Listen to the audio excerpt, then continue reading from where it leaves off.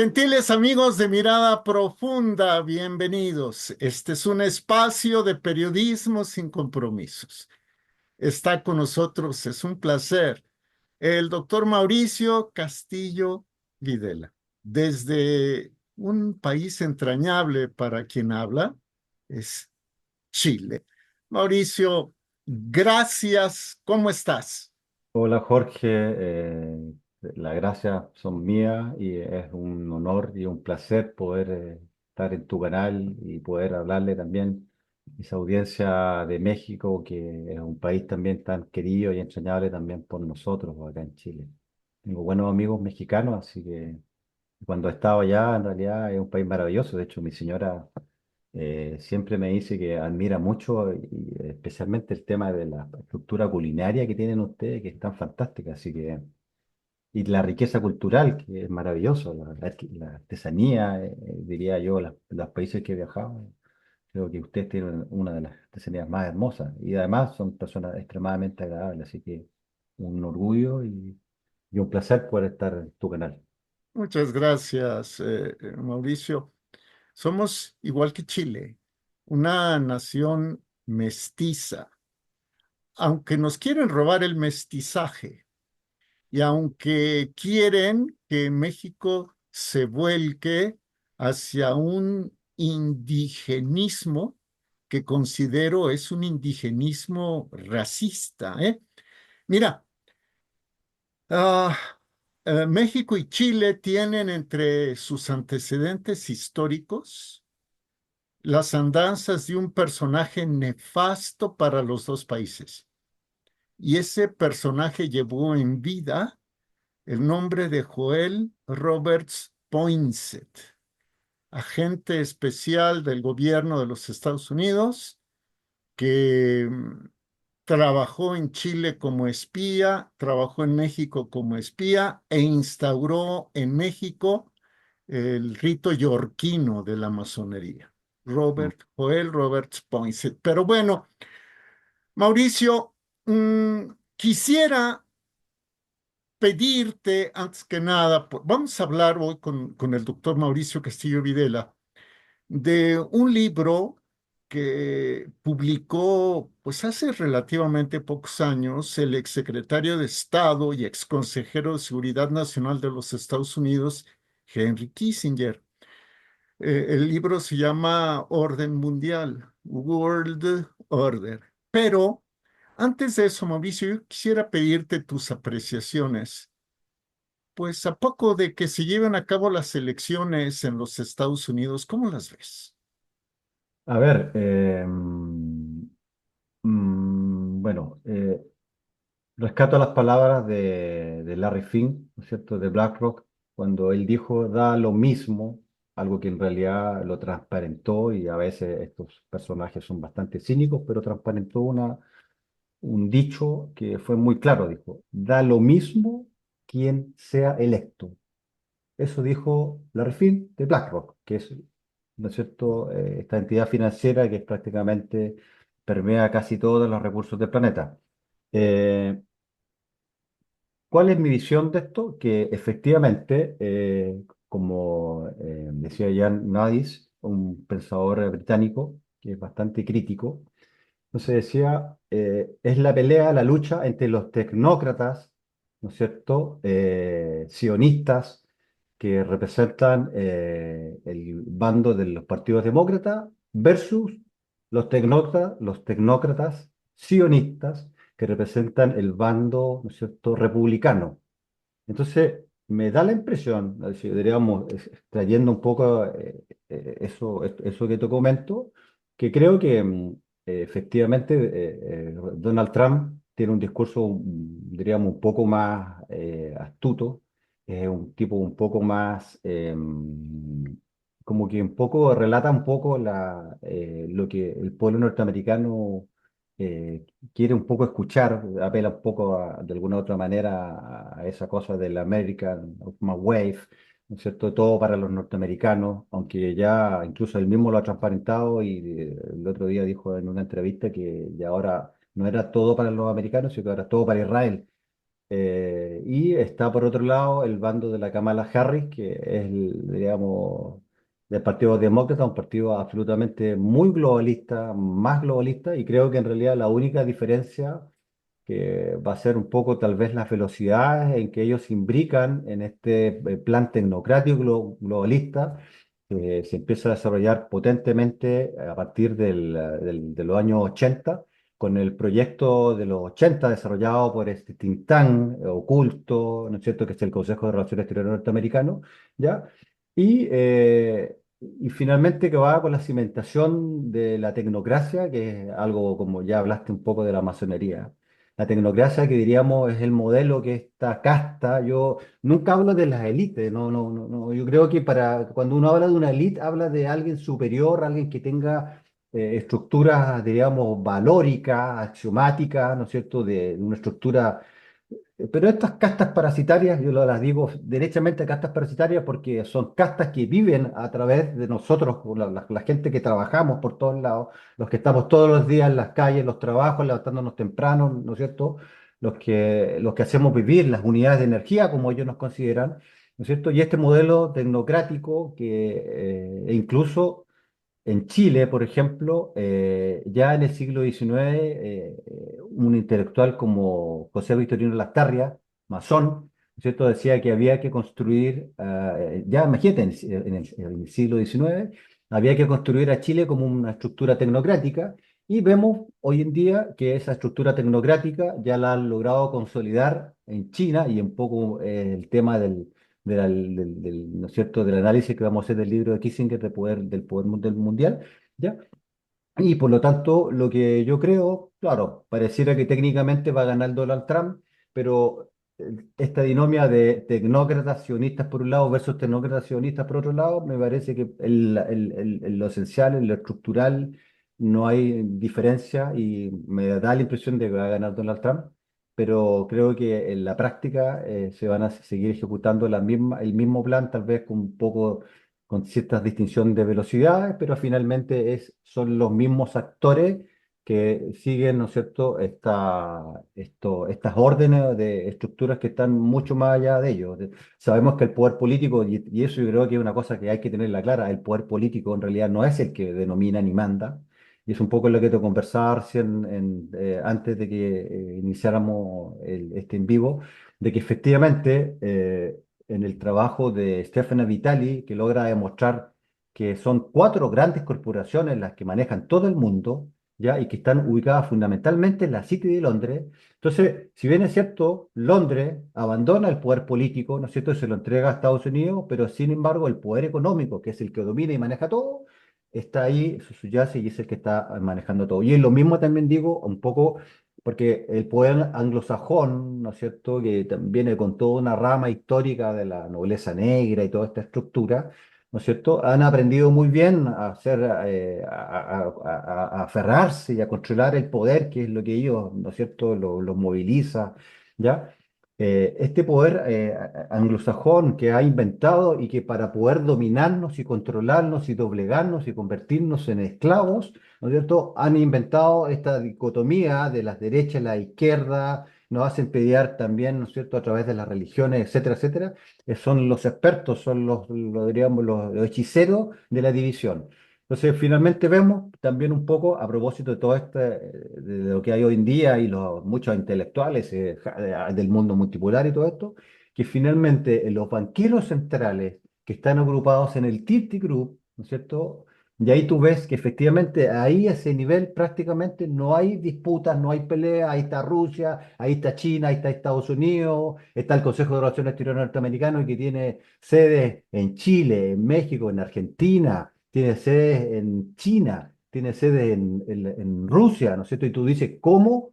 ¿No es cierto? Aparentemente Estados Unidos está confrontando con Rusia, pero sin embargo la oficina del Consejo de Relaciones Exteriores funciona hoy en día, hacen conferencias, invitan, etcétera, etcétera. Entonces, el poder de los banqueros centrales agrupados en el 30 Group, el grupo de los 30, y que viene como coordinador de eso, que es el Banco Internacional de Pago, eso sigue absolutamente indemne y eso no se toca, ya no hay pelea, y vemos estas geopolíticas superficiales que de una u otra manera vemos, ¿no es cierto?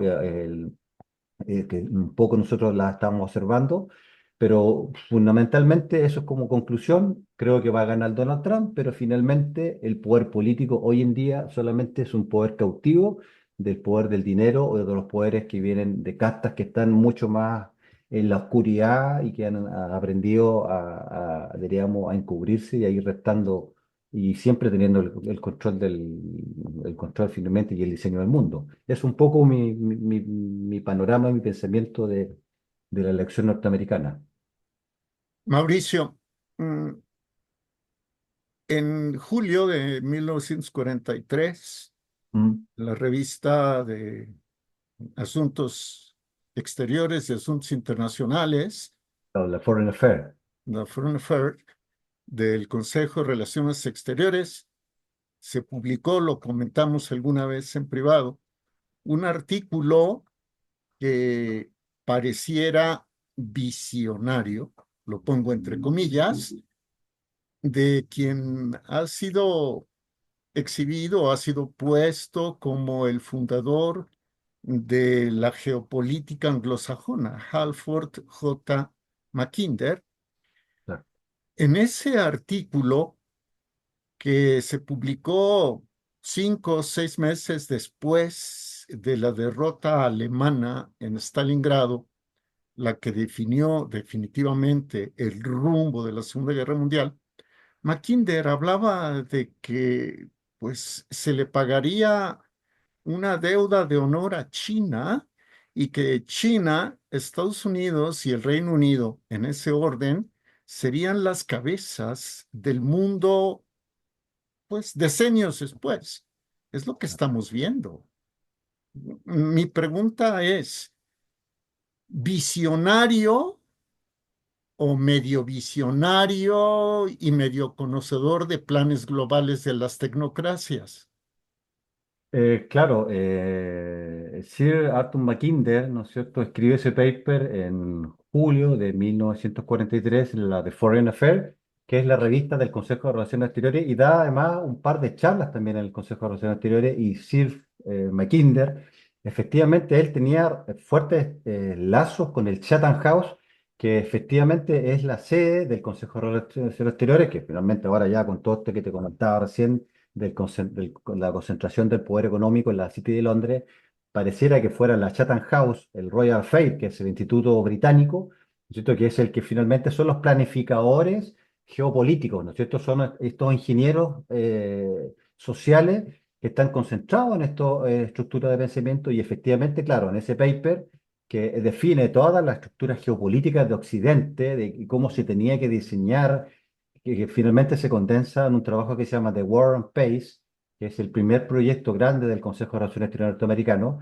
Están todas las directrices, ¿no es cierto?, que implantó Harold Mackinder, donde efectivamente él dice que es China en la que cumple las mejores condiciones, ¿no es cierto?, y es la que debería en algún momento ser asentado el poder de control del mundo, o sea, ser como la potencia madre, digamos, eh, ¿no es cierto? Y efectivamente, más que visionario, yo creo que son las planificaciones que ellos han ido dando lentamente a la estructura del mundo, porque acuérdate que toda esta estructura y todos los, cuando uno estudia el Consejo de Relaciones Exteriores, tú te das cuenta que todos los CEOs de los bancos centrales o todas las estructuras que fueron creadas, por ejemplo, el Banco Mundial, el Fondo Monetario, todo aparte de gente de esta rama, de esta trama, de este Bob T, ¿no es cierto?, que en inglés que es como esta tela araña, ¿no es cierto?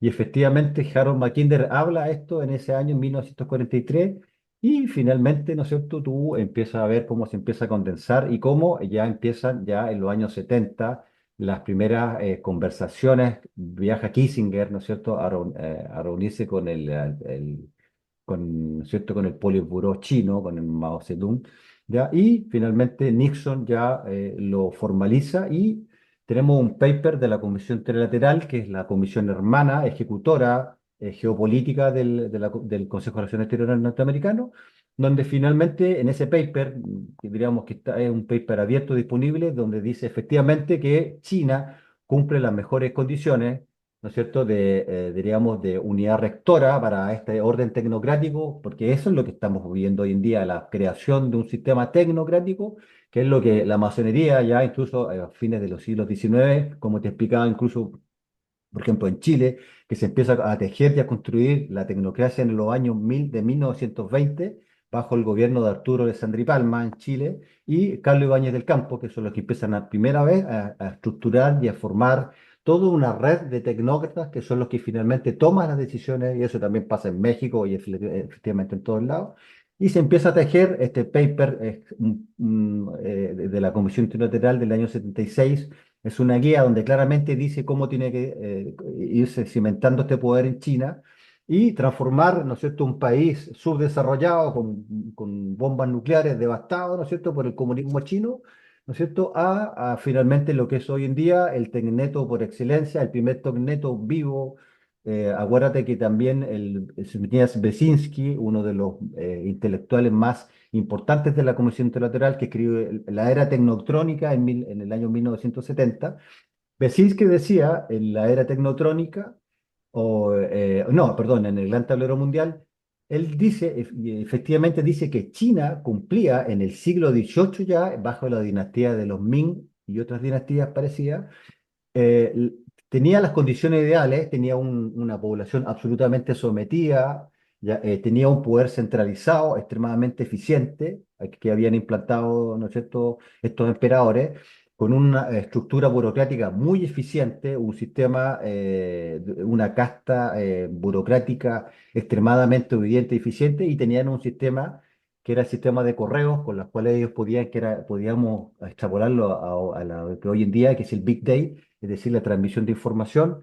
Entonces nos dice Brzezinski en el Gran Tablero Mundial de que efectivamente China era una de las unidades más interesantes y que podía ser finalmente el modelo tecnocrático. Y, ¿no es cierto?, este paper escrito en el año 76, que lo podemos conversar después, donde ahí claramente trazan todo el mapa, todo el, diríamos, diríamos, el cronograma de trabajo, y empiezan estas grandes transferencias de dinero, de conocimiento, de grandes corporaciones. Ahí tenemos Bill Gates cuando arma todo el sistema, ¿no es cierto?, de informático que ha permitido crear en China un sistema de vigilancia digital, diríamos, prácticamente perfecto, el Big Brother, el gran hermano, ¿ya? Y finalmente, ¿cómo se arma esta estructura china?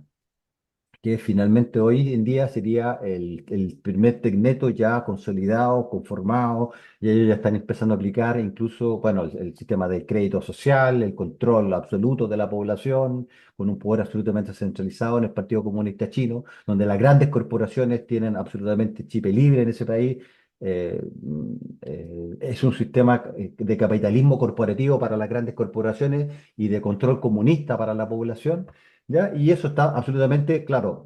Empieza Harold McKinley en el año 43, y empieza ya a cimentarse, ya, e incluso los viajes que tuvo, e incluso cosas muy curiosas como, por ejemplo, en China se le rinde pleitesía a Mateo Ricci, un cura jesuita, Deng Xiaoping, incluso le hizo un homenaje tiempo atrás a Mateo Ricci, a Teilhard de Chardin también, que son jesuitas tecnocráticos, globalistas, comprometidos, y son incluso le hacen hasta este partido comunista que pareciera tan, con este discurso tan anticapitalista, pero ahí ves tú cómo se fue armando este tecneto, y tenemos hoy en día en China, y que por supuesto coincide claramente con las directrices que dio Mackinder en el año 43, cuando habla de que esta estructura del Hinterland, el corazón del mundo, ¿cierto? Y él habla que es en el Asia Central donde tenemos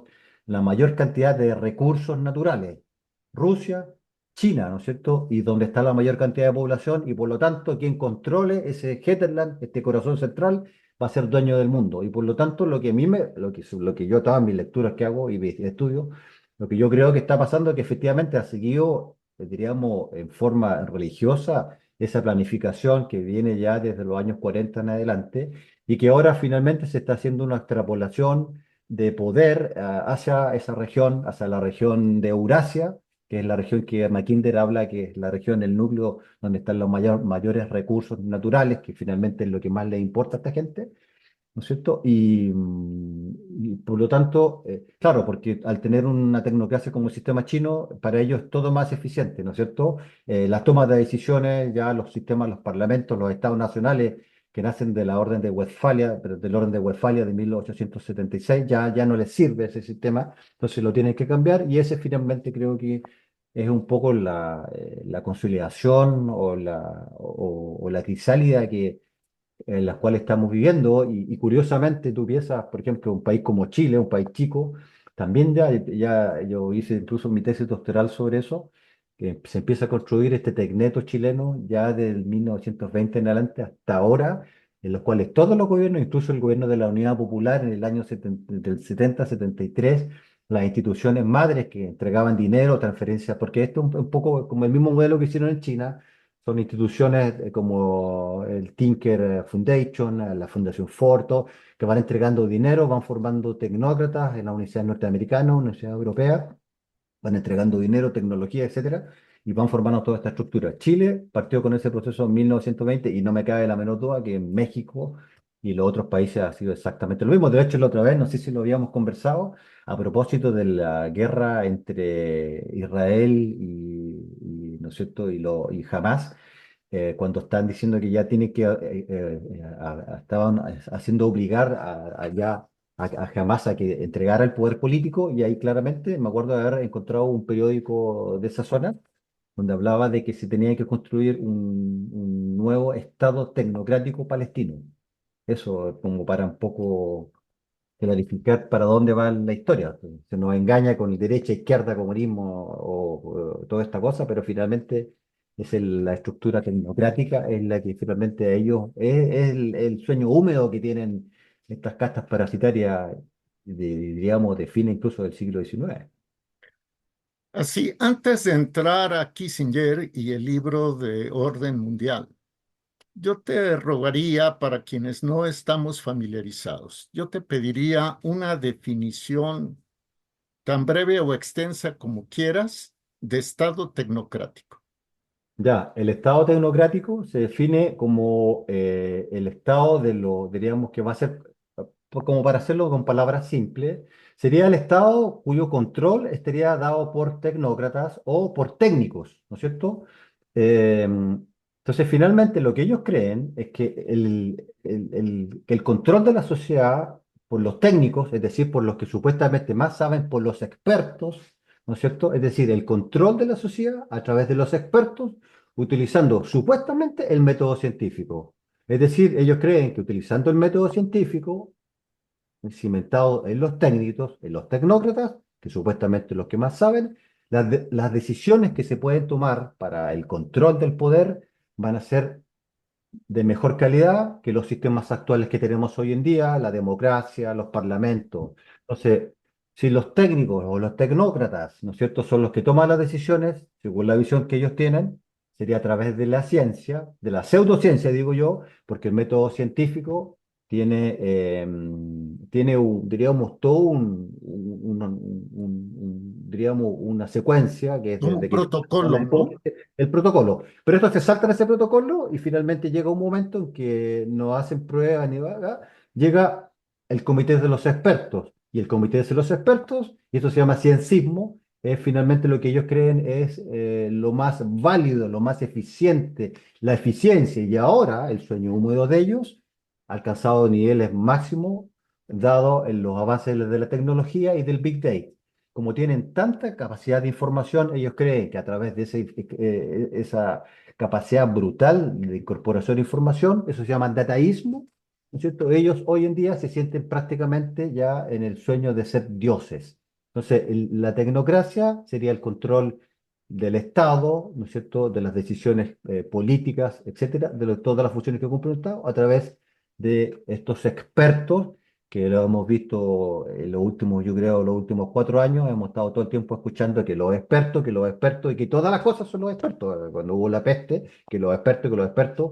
Y de hecho, solamente para darle un ejemplo, cuando se construyen para la peste del 2020, se construyen los modelos, por ejemplo, de encerrar a la gente sana, de las medidas de distancia, de las máscaras y todo eso.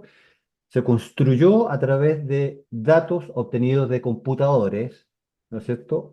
Que finalmente en la realidad, en la práctica, fueron absolutamente un fracaso y un fiasco. O sea, todas esas medidas que se tomaron para supuestamente propagar la propagación, ¿no es cierto?, de un bicho, fueron absolutamente un fracaso. Eso es como para darles un ejemplo de que esta gente cree que el tener tanta información, tanta cantidad de datos, ellos pueden realmente manejar la realidad, pero resulta que la realidad es extremadamente compleja y tiene tanta cantidad de cosas que no se puede controlar. Y ahí después podemos hacer tal vez otro programa donde yo te pueda hacer un programa específico sobre la formación, la estructuración, de dónde viene la tecnocracia, cómo se estructura, que hay varias, diríamos, papers que demuestran que efectivamente los tecnócratas cada vez que han tomado decisiones han sido un fracaso.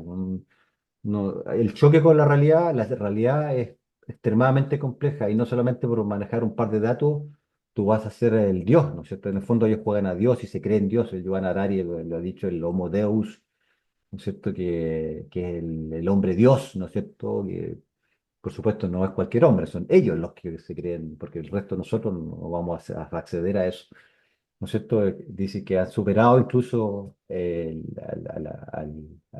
es cierto? Al Homo sapiens, ¿no es cierto? Que creen que son como deidades. O sea, es un poco la definición de tecnocracia. Cuando hablas de ellos, Mm. te refieres a las castas parasitarias, Exacto, exacto. que me imagino esas castas parasitarias en la pirámide del poder están por encima incluso de las que habitualmente son las mencionadas como las dueñas del mundo. Claro, exacto. Verbigracia, Rothschild, Rockefeller, A los Nord, Soros, etcétera. claro. En realidad, esas castas de castas son las que gobiernan a través de los que dan la cara. Exacto, claro. Hay un trabajo muy interesante que leí de un autor español, se llama Jorge Guerra, que escribe La Nobleza Negra. Son una trilogía de 3 libros que se los recomiendo que las encuentren en Amazon. Ahí está bastante bien sintetizado un poco lo que estamos conversando de estas familias que vienen especialmente de la época de Roma, ¿no es cierto? Los Pallavicini, etcétera, que son familias que de una u otra manera se han ido enquistando, han ido sobreviviendo, nunca han perdido el privilegio de ser las castas que viven del trabajo de los demás, ¿no es cierto? Que viven el poder, ¿no es cierto? Ese niño ellos han aprendido muy bien a cómo ir perpetuando y ir manteniendo su linaje. Es algo bien interesante, creo que hay que profundizar. Jorge Guerra hizo un trabajo sintético, me leí las 3 trilogías, muy, muy interesante. Eh, Diríamos, todo lo que tiene que ver con las conformaciones de las órdenes, como ejemplo la Cruz de Malta, etcétera, etcétera. Eh, por ejemplo, todos los que estuvieron implicados en el asesinato de Kennedy, por ejemplo, todos pertenecían a la Orden de Malta. Augusto Pinochet, por ejemplo, pertenecía a la Orden de Malta. Eh, Perón pertenecía a la Orden de Malta. Entonces tú vas viendo que se van imbricando. Claro, efectivamente hay algunos personajes que son los que dan la cara o son los ejecutores un poco de estas castas que están un poquito más ocultas, pero que han logrado mantener, y eso es bastante objetivo, ¿ah? Uno va viendo cómo se crearon crisis también en la época de Venecia, como incluso en las crisis financieras de esa época, de cómo ellos aprendieron. De hecho, el Banco Central es una creación de estas familias venecianas, de esta nobleza negra veneciana, y es el sistema que hoy en día es el sistema que controla las finanzas, estas finanzas absolutamente fraudulentas de la creación del dinero de la nada y como te refería recién, que sigue cimentado hoy en día en el Banco Internacional de Pago y el Tirte Group, que es el grupo de los 30 que está una página web, ¿no es cierto? Y ahí tienes absolutamente implicado a todos los personajes, donde ahí no hay pelea, disputa, no, donde todos se toman un café juntito, y etcétera. Etcétera. Entremos a este personaje que nos motivó a reunirnos, a Henry Kissinger y a su acción político-diplomática decisiva para el mundo. Él escribió entre varios libros, hay uno, por ejemplo, que son sus memorias, donde habla de la necesidad de darle a China un protagonismo. Pero en fin, hablemos de ese libro que se llamó Orden Mundial, World Order. Claro. Bueno, Henry Kissinger, deberíamos definirlo, Jorge, que es el gran arquitecto geopolítico del mundo moderno. Es un individuo, ¿no es cierto?, maquiavélico, pero de talante absolutamente genial, ¿no es cierto? Fue reclutado específicamente por el Consejo de Relaciones Exteriores norteamericano, ¿no es cierto? Y especialmente la familia Rockefeller, el David Rockefeller, ¿no es cierto? Tuvo, diríamos, la intuición de encontrar a este personaje que es un genio, ¿no es cierto?, maquiavélico oscuro que está implicado, diríamos que el orden mundial que hoy en día persiste y subsiste, efectivamente él es el gran arquitecto, el gran pensador que lo diseña. ¿No es cierto? Claro, y efectivamente este libro, primero vamos a hablar algo de Kissinger, es el ex secretario de Estado norteamericano y es la figura clave de la apertura diplomática con China. Seguramente ya venían conversando esto como lo conversamos recién en los años 40 en el Consejo de Relaciones Exteriores, con lo que ya hablaba Mackinder y todo esto, ¿ya? Y él efectivamente creo que es el ejecutor. Bueno, en este libro él examina la historia y cultura estratégica de China y explora el papel de los líderes chinos clave, ¿ya? Él hace un análisis donde estudia la influencia china en diferentes regiones, desde Occidente hasta el Medio Oriente de África, ¿ya? Y diríamos que este orden mundial, efectivamente, este libro cuando uno lo condensa, cuando tú lo exprimes, ¿no es cierto? Finalmente es lo que ya hemos conversado de la construcción de este gran tecneto chino, va a ser finalmente el tecneto que va a ser de este nuevo orden que viene ahora, diríamos, de este gran reseteo que está ocurriendo hoy en día, que están desarrollando estas castas, ¿no es cierto? Y por lo tanto ese es el modelo a lo cual se aspira que todos los países puedan estar imbricados.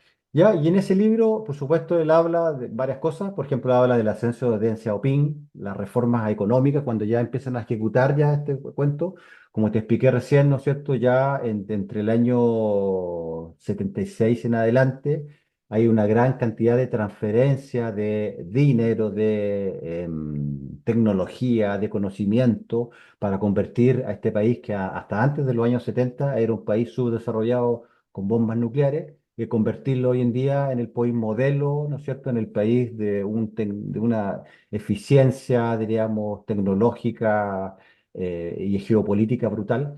¿Ya? Y en ese libro él nos habla, por ejemplo, del ascenso de Deng Xiaoping, de la ambición que tuvo el líder chino de hacer la reforma económica, donde Deng Xiaoping, ¿no es cierto?, nos habla él inicia la apertura económica, inicia la modernización de China, ¿ya? Y donde a nivel regional China se establece como socio clave en Asia y los mercados occidentales, y donde empieza la transformación global, o donde empieza la expansión económica de China, que comienza a influir en el orden mundial.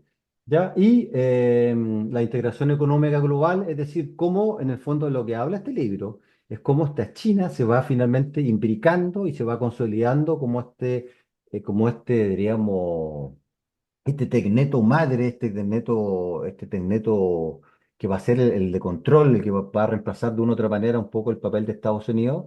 Y ahí en los papeles, por ejemplo, en la integración económica global de Chiang Zemin, ¿no es cierto?, que consolida a China como una potencia exportadora en la entrada de la Organización Mundial del Comercio, el Hun Jintao, que promueve lo que ellos llaman la sociedad armoniosa para equilibrar el desarrollo y reducir desigualdades.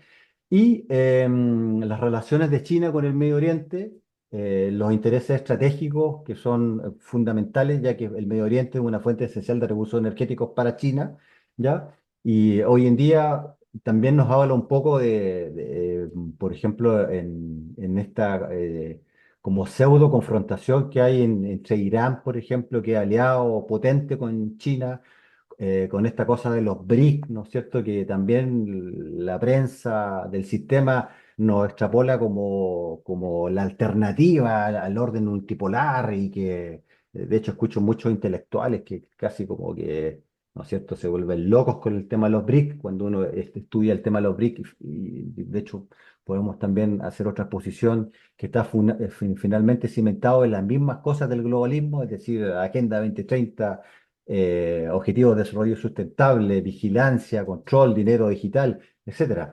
Entonces, las relaciones de China, por ejemplo, como les te explicaba recién con Irán, por ejemplo, hacen, por ejemplo, que hoy en día esta guerra esta pseudo guerra, diríamos, con Israel, sea incluso casi como una cosa media cómica, donde Irán le avisa a Israel con días de anticipación cuando va a disparar y dónde va a disparar. Israel hace exactamente lo mismo, le avisa y claro, porque aquí se está armando esta estructura, China está metido, China está armando esta cosa de la ruta de la SEA, ¿ya? Y donde también nos habla en este mismo libro, que es la iniciativa de la franja y de la ruta, donde son las rutas históricas, ¿no es cierto?, que va dando China para armar este cordón de poder, en el fondo, que es la recuperación de la ruta de la SEA, que facilita el comercio con Medio Oriente, inversiones de grandes proyectos de infraestructura y de energía en Irán, Arabia Saudita, los Emiratos Árabes, los corredores energéticos que aseguran el flujo de petróleo hacia China y fortalecen su presencia, diríamos, regional.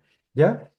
Por supuesto, también están las relaciones con África. Efectivamente, África como un sostén también, como lo mismo que América Latina, ¿no es cierto? Es un sostén de recursos naturales, y especialmente África como fuente de minerales y petróleos con China, la infraestructura también, que es la construcción financiada por China en países africanos, y el tema del soft power, que es iniciativas en educación y salud para fomentar el desarrollo africano, también imbricado un poco también en esta cosa de los tecnetos. Y la diplomacia multilateral también nos habla este libro, donde en los foros internacionales China aumenta su rol con las Naciones Unidas, el G20, la Organización Mundial del Comercio, promoviendo el famoso orden multipolar, ¿no es cierto? Que lo vamos a ver tal vez en otra oportunidad porque requiere más tiempo, pero como te dije, está cimentado en las mismas estructuras del globalismo tecnocrático, ¿no es cierto? Y específicamente en la Agenda 2030, ¿no es cierto? Que es la condensación del proyecto de los 80 del Consejo de Relaciones Exteriores norteamericano. ¿Ya? ¿Qué es lo que es el proyecto de los 80 del Consejo de Relaciones Exteriores norteamericano? Es un proyecto que condensa una destructuración financiera, desorden monetario, o sea, cómo cambiar el sistema financiero para hacer que los países sean finalmente, dejen de ser abandonen el crecimiento como lo conocíamos hoy en día, entren en una fase de decrecimiento, ¿no es cierto? Porque tal cual como nos habla Kissinger, lo importante, ¿no es cierto?, era que había que, los centros de poder tenían que hacerse de los recursos naturales.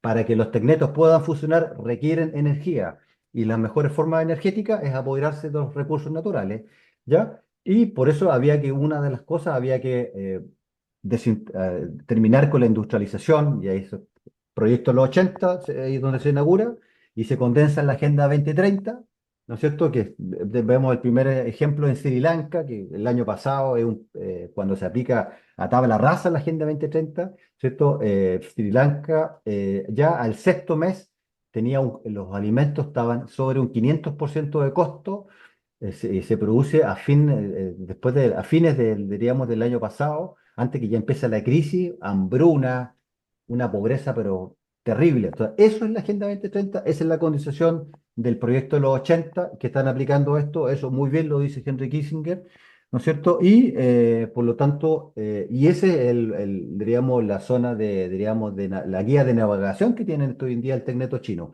Entonces, otras cosas que dice el libro, y en el fondo, como te comentaba Jorge, es esta construcción de este orden que se está cimentando hoy en día. Entonces está también la creación del Banco Asiático de Inversión en Infraestructura y la promoción cultural en los institutos confucianos como Puente Cultural de Medio Oriente y África, especialmente el confucianismo, porque en el fondo el confucianismo establece un poder centralizado de jerarquía, ¿no es cierto? Que es lo que a ellos más les interesa. Y las relaciones estratégicas con Estados Unidos y Europa. Por supuesto que la diplomacia china siempre ha sido una diplomacia no del garrote, sino que una diplomacia que primero ellos se sienten como el centro del mundo y por lo tanto ellos se relacionan con el resto, especialmente a través como de buenas relaciones, entre comillas, ¿Ya? Y por supuesto las relaciones, nos dice el libro que la relación estratégica con Estados Unidos y Europa sería a través de la competencia, colaboración, tecnología, comercio, derechos humanos y diplomacia. Y por supuesto, eh, termina el libro en el tema de la innovación tecnológica, el impacto de la inteligencia artificial, donde las empresas chinas están a la vanguardia en la inteligencia artificial y las redes de 5G, 6G hoy en día, el tema de la biotecnología, avances significativos en la investigación biotecnológica, como significó, por ejemplo, en este experimento de la peste del ID 2020, con estas tecnologías del CRISPR o del ARN mensajero, que fueron, ¿no es cierto? No lo voy a decir para que no censuren el programa, pero en estos pinchazos que se produjeron. Y cuando también Kissinger nos habla de que la inteligencia artificial efectivamente es la que va a reemplazar, la va a desplazar al Homo sapiens, va a ser la que va a controlar absolutamente todo, porque ellos la van a controlar, e incluso dice que va a cambiar absolutamente toda la visión del mundo del hombre. El hombre va a dejar de ser el hombre que conocemos y va a ser otro hombre, un hombre supeditado a estas estructuras de la inteligencia artificial, que por supuesto ellos controlan. Y en seguridad y defensa, por supuesto, expansión naval, fortalecimiento de las capacidades del marco en la China meridional y la creación de bases en el extranjero, establecimiento de bases para proteger rutas comerciales y proyectos de los BRIC, ¿no es cierto? Y del Banco Asiático, ¿ya? Y los famosos desafíos medioambientales, que por supuesto China también se hace con el Acuerdo de París para reducir las emisiones, ¿no es cierto?, el carbono cero, la producción de energías renovables, liderazgo en la producción de energía solar y eólica, donde Chile en este momento lleva la batuta, especialmente además que son los que más producen esta energía renovable y a precios muy, diríamos, de bajo costo, y la transición energética, que es la reducción a la dependencia del carbón. Por supuesto que eso es para nosotros, porque ellos, de hecho, han dicho claramente que no van a dejar de usar el lignito o la quema de carbón hasta el 2060 y después van a pensar, ¿no es cierto?, si lo van a hacer o no.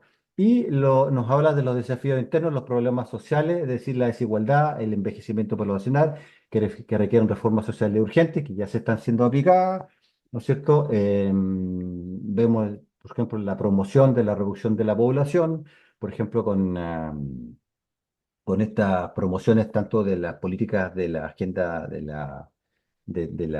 estas políticas de la agenda de género, ¿no es cierto? Estimulación del aborto y estimulación de grupos que no se reproducen y la eutanasia, por ejemplo. Y por supuesto, lo otro que nos dice Henry Kissinger en este libro, el control social, que es la necesidad de mantener la estabilidad política y económica frente a los cambios. Por lo tanto, ahí viene muy bien el papel del teneto chino y donde se ha ido aplicando efectivamente un control social, diríamos, estricto en la población, ¿no es cierto? De donde hoy en día eso se está extrapolando a todo, por ejemplo, en la zona del conflicto entre Israel y los palestinos. Hoy en día todos esos cónclaves de palestinos que están siendo desplazados en este genocidio que está ocurriendo. Ahora, hoy en día, de hecho, ya sacaron el otro día que el Estado de Israel va a crear lo que se llaman las burbujas humanitarias, pero en el fondo donde tienes totalmente esclavizados y controlados con control biométrico, sistemas de vigilancia absolutamente complejos para esa población. Y por ejemplo, lo estamos viendo también en este estímulo de una inmigración descontrolada dirigida por estos centros de poder. Por ejemplo, en Chile, la gente que viene en inmigración ya están siendo controlados por controles biométricos, lo mismo está ocurriendo en Estados Unidos. Entonces, efectivamente habla de eso. Y lo otro que nos dice el libro, que China y el equilibrio global, ¿no es cierto? Nos habla de que el Medio Oriente y África, China debe ser el eje del nuevo equilibrio global en estas regiones. Y ahí vemos claramente una vez más el ejemplo de que por qué no hay una guerra franca entre Israel y Irán, ¿no es cierto? Porque efectivamente ahí está, se debe preservar esta cosa que viene de los acuerdos de China y la competencia con Asia, es decir, expansión de la influencia de China en la región asiática y las relaciones con Occidente, nos dice este libro, que es la búsqueda de equilibrio de las relaciones con Europa y América. Y Finalmente, las reflexiones finales que nos habla este libro, que efectivamente nos dice Kissinger que hay que aprender de la historia, especialmente la importancia de la diplomacia china la diplomacia china y global, la diplomacia constructiva, nos dice que supuestamente nos dice de manera bastante cínica que la necesidad de evitar conflictos y mantener el equilibrio mundial. Sabemos que la diplomacia que, diríamos, exportó Kissinger era la diplomacia del garrote, ¿no es cierto? Es decir, y que es la conclusión válida, ¿no es cierto?, del poder anglosajón en la historia, de que la única diplomacia que funcionaba era a través de la fuerza, ¿no es cierto? Y por supuesto vemos cómo Estados Unidos, ¿no es cierto?, es uno de los países más belicosos, más agresivos. De hecho, tiene más de 756 bases militares repartidas en todo el mundo. Es el país, diríamos, que tiene con un gasto de mantención de esas bases que supera más los más de 3 billones de dólares anuales. Y finalmente termina el libro con el futuro global, que es el papel de China, dependerá de su capacidad de mantener estas relaciones equilibradas. Ese es un poco el resumen del libro y de cómo se va extrapolando, creo yo, en la construcción de este Tecneto moderno y de todo lo que estamos viendo hoy en día, de este gran reseteo que nos habla Claude Chat y todas estas cosas que se están lentamente cimentando en todo el mundo. ¿Y tú cómo lo interpretas? ¿Cómo proyectas todo eso? ¿Qué escenario o escenarios vislumbras de aquí a 30 años, por ejemplo? Ya, yo creo que en 30 años vamos finalmente a tener una avanzada del sistema tecnocrático. Eso implica que efectivamente los estados ya van a ser, si ya eran caricaturas, ¿no es cierto?, van a ser finalmente cosas, estas caricaturas van a estar cada vez más acentuadas. Se va a delegar finalmente el control a estas grandes corporaciones, así ellos lo dicen abiertamente, que son estas grandes corporaciones, según ellos, las más eficientes en el manejo digamos, de la energía, de los recursos, de todo. Creo que lo que vamos finalmente a la cimentación de esta gobernanza global, como lo dice claramente, por ejemplo, la página del Consejo de Relaciones, cimentación de la gobernanza global, cimentada en estas estructuras supraestatales, que son las que finalmente van a ir controlando y dando la... Y ahí tenemos, por ejemplo, la Organización Mundial de la Salud, a través de este intento de este tratado pandémico, donde finalmente los países le entregan absolutamente su soberanía a estas megaestructuras, y donde ellos son los que finalmente van a tomar las decisiones, por ejemplo, en el área de salud, lo que va. Entonces yo creo que a ese camino vamos, Jorge. Yo creo que en 30 años más vamos a ir a una cimentación de la gobernanza global, cimentada finalmente en que las grandes corporaciones se hacen efectivamente con el poder total del control de la población, es decir, todo el resto de nosotros, y cimentado y específicamente además con estas cosas hipócritas, ¿no es cierto?, de que estamos salvando el planeta, es decir, efectivamente con este complejo industrial verde y esta cosa del cambio climático antropogénico, ¿no es cierto?, esta Agenda 2030, que ahora es Agenda 2045, para lo que finalmente va a producir es esta cimentación de estos tecnetos con los países dejen ya de industrializarse, el crecimiento que habíamos conocido antes ya pasa a manos de lo que ellos llaman la sustentabilidad, y lo dicen claramente ellos en varios trabajos donde finalmente el desarrollo porque claramente lo que ellos buscan es que culparnos, siempre nos culpan de que nosotros somos los culpables de todo esto, y por lo tanto, como somos culpables de estar matando el planeta, y como para salvar el planeta hay que sacrificar absolutamente todo, entonces una de las misiones que ellos tienen es que finalmente los países no crezcan, que se, decre- se que diríamos, se produzca un decrecimiento de la población, ¿no es cierto? Y creo que finalmente para eso es un poco el camino que lo veo en 30 años más. Algo un poco distópico, un poco complejo, pero creo que por ahí va un poco largo camino que ellos vienen tejiendo ya desde el siglo XIX, y que ya se está cimentando, que la tecnología un poco le ha facilitado un poco le ha acelerado los tiempos de planificación que ellos tenían. Sí, finalmente, en esta ocasión, querido Mauricio, ¿qué le dices a las personas que te han seguido con atención a lo largo del programa? A ver, lo que les puedo decir que el ser humano es una criatura maravillosa, es una criatura que es parte de la naturaleza, es parte de Dios, em, y que efectivamente tal vez nos ha tocado un tiempo complejo, pero la libertad, ¿no es cierto? El deseo de libertad, esto que conversamos al principio, ¿no es cierto? Que es lo mismo un poco lo que tú me dices, que tu vocación, diríamos, tu compromiso con Dios, ¿no es cierto? Con lo que queda de tu vida es luchar.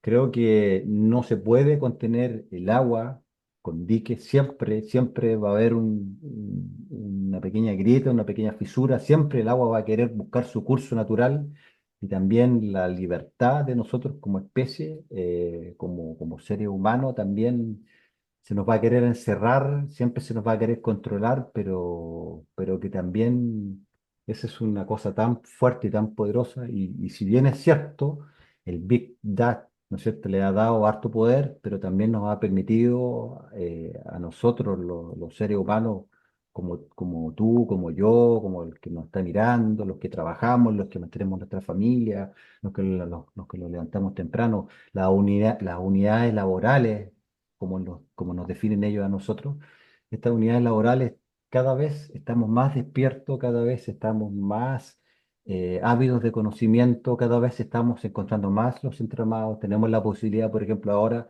de poder transmitirte esto desde Chile, por ejemplo, de Chile a México, a la gente de México que nos escucha. Entonces, no caigamos. Hay un libro muy bonito que se llama La historia sin fin, ¿no es cierto? Que no sé si lo leíste, es un libro de un cuento de niños. Entonces, ese cuento de niños, lo que ocurría es que había un monstruo que estaba matando al mundo. Curiosamente, ese monstruo era la nada, el sinsentido, el nihilismo, que es lo que hablaba Nietzsche desde que dice que empieza a cimentarse el nihilismo, ¿no es cierto?, ya en el siglo XIX, y que se acentúa y dice que el nihilismo va a durar 2 siglos. ¿Y qué es lo que es el nihilismo? Es el sinsentido, ¿no es cierto? La nada, es lo que en los procesos biológicos o sociales se llama la entropía.